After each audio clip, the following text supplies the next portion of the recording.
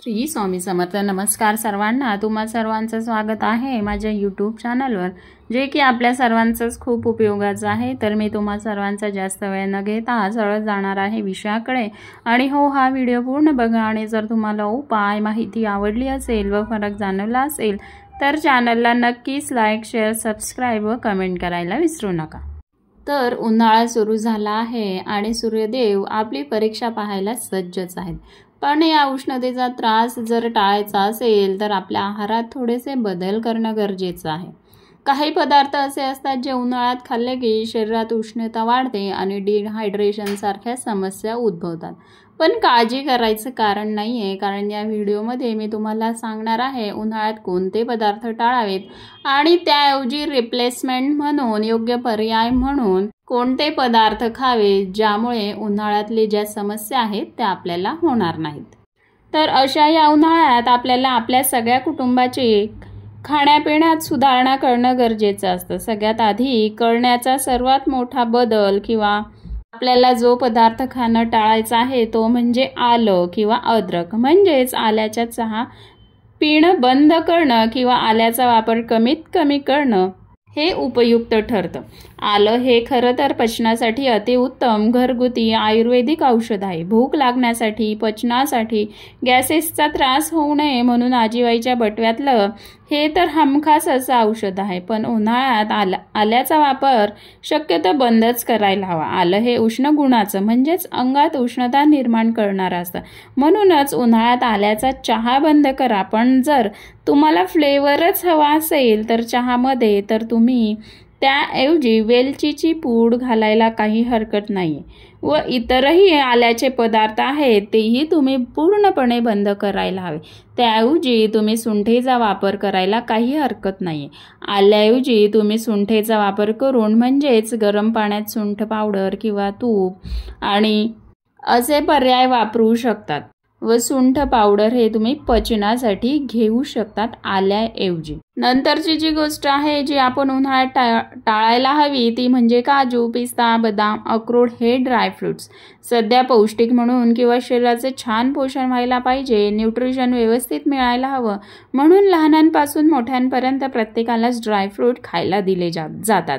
Pregnant स्त्री, आजारातून बरे झालेली माणसं किंवा आजारातून बरे झालेले वयस्कर व्यक्ती ह्या सर्वांना पाण्यात किंवा दुधातून भिजवून किंवा पावडर करून किंवा पौष्टिक लाडूच्या रूपात आवर्जून काजू, पिस्ते, बदाम, अक्रोड खायला घातले जातात.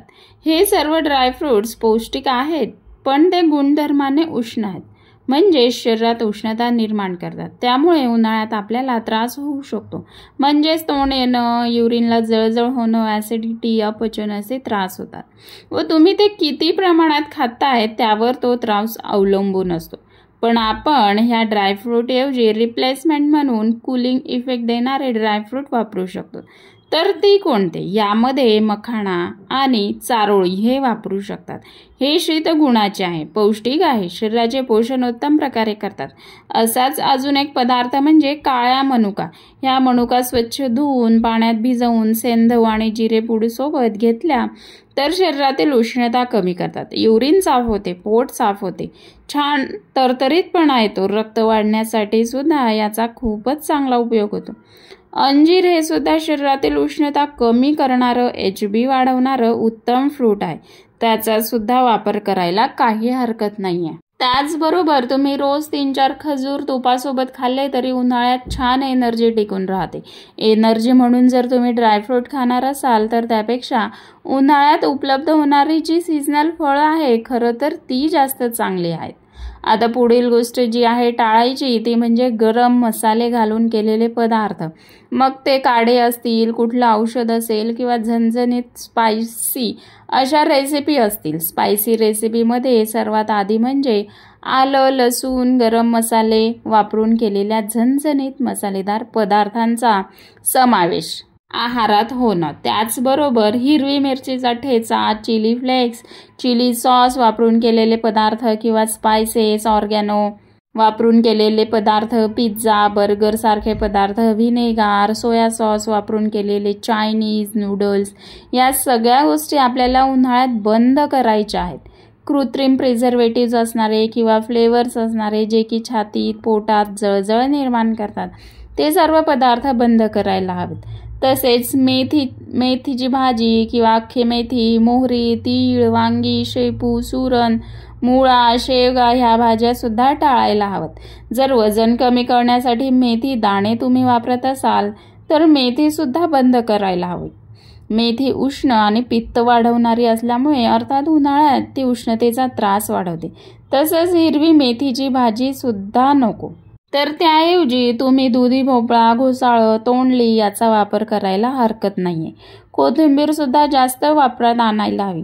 गरम मसाल्यांऐवजी सौम्य मसाले वापरून व पारंपरिक पद्धतीने बनवलेले पदार्थ किंवा धन्या जिऱ्याची पूड वापरून बनवलेले पदार्थ, नारळ, ओलं खोबरं किंवा नारळाचं दूध घालून बनवलेले पदार्थ याचा नक्कीच आहारात समावेश करायला हवा.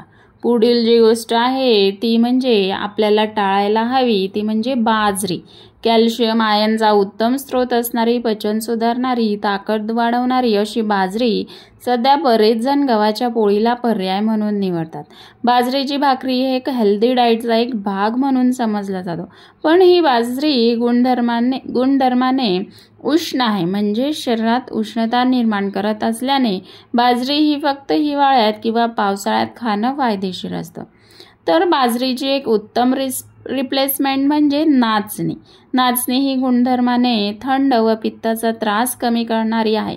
दात आणि हाड मजबूत करण्यासाठी कॅल्शियम, लोह यांचा भरपूर पुरवठा करणारी, केस गळती थांबवणारी नाचणी ही उन्हाळ्यात खूप उपयोगी ठरते. स्थूलता, मेद कमी करणारी, डायबिटीस असलेल्यांनी नाचणी अवश्य खावी. उन्हाळ्यात पारंपरिक पद्धतीने बनवलेली जिरेपूड व ताक घालून तयार केलेली आंबील अवश्य घ्यावे. तर आंबीलचे फायदे व रेसिपी याचा सुद्धा मी एक व्हिडिओ चॅनलवर अपलोड केलेला आहे, तर तो सुद्धा तुम्ही बघा व त्याची लिंक मी डिस्क्रिप्शन बॉक्समध्ये देत आहे. नाचणीची भाकरी, नाचणीच्या पिठाचे लाडू, नाचणीच्या आंबोळ्या, थालीपीठ हे सुद्धा उन्हाळ्यात खूप पौष्टिक पर्याय आहेत. पुढील गोष्ट म्हणजे जी टाळायला हवी ते म्हणजे दही. सध्या गट हेल्थसाठी दह्याचा अगदी मोठ्या प्रमाणात प्रसार होताना दिसतोय. पण आयुर्वेदानुसार दही हा उष्ण पदार्थ आहे. दह्याने उष्णता वाढते. शरीरावर कुठे जखमा असतील त्या लवकर भरून येत नाहीत. गट हेल्थ सुधारायचे आहे मग आपल्याला पर्याय आहे ना, तो म्हणजे ताकाचा. हे दह्या एवढं उष्ण नसतं, पण द्रवरूपात स्निग्ध असल्यामुळे सैंधव सोबत घेतल्यास पचनासाठी नक्की मदत करतं. ताक हे तीनही दोषांना जागेवर आणणारं म्हणजेच नॉर्मल ठेवणारं असं पेय आहे. भूतलावर याला अमृत असं सुद्धा म्हटलं जातं. अंगाला येणारी सूज, अपचनाचा त्रास यासाठी ताक अतिशय उपयोगी आहे. शिवाय मूळव्याध असेल तरीही अतिशय उपयोगी आहे. उन्हाळ्यात वाढलेले शरीरातील उष्णता असेल ती कमी करण्यासाठी सुद्धा उपयोगी आहे. उन्हाळ्यात शरीरातील पाण्याचं प्रमाण कमी झालेलं असतं, म्हणजेच डिहायड्रेशन होत असतं, ते भरून काढण्यासाठी सुद्धा सरबताप्रमाणे ताक सुद्धा अतिशय हेल्दी ऑप्शन आहे.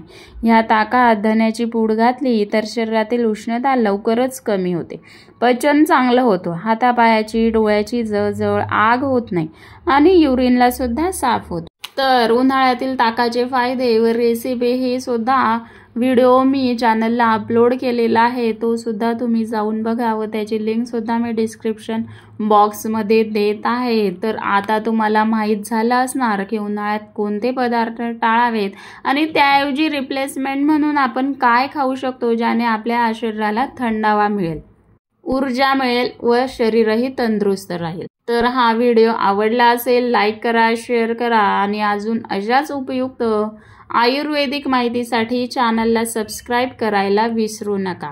तर असेच निरोगी रहा, आनंदी रहा. धन्यवाद.